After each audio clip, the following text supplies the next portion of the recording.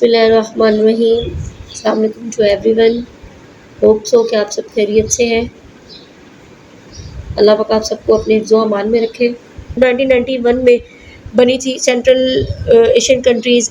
Russia में जब इनकलाब आया तो उसके बाद उसके वो हिस्से बखरे हो गए, तो ये सेंट्रल एशियन कंट्रीज़ जो है ये भी बन गई थी। अब ये जो सेंट्रल एशियन कंट्रीज़ है इनमें से ऑलमोस्ट जो है लैंडलॉक कंट्रीज़ है, सॉरी। सबसे बड़ी जो लैंडलॉक कंट्रीज़ है वो कज़ाकिस्तान है। दुनिया की सबसे बड़ी लैंडलॉक कंट्रीज़ जो है वो भी सेंट्रल एशियन कंट्रीज़ में वाक़या है। हमारा जो मुल्क हमसाया मुल्क है अफ़गानिस्तान, वो भी एक लैंडलॉक कंट्री है। लैंडलॉक कंट्रीज़ क्या होती है? जिसके साथ कोई भी समंदरी रास्ता नहीं मिलता और वो चारों तरफ से उसकी ज़मीनी रास्ते ही होते हैं, समंदर का रास्ता उस मुल्क के साथ नहीं मिलता। और ये जो सेंट्रल एशियन कंट्रीज़ है ये पाकिस्तान की जो बंदरगाहें हैं वो यूज़ करती हैं समंदरी रास्ते के लिए, और पाकिस्तान उसके बदले में वो टैक्स जो है वो चार्ज करता है उन पे।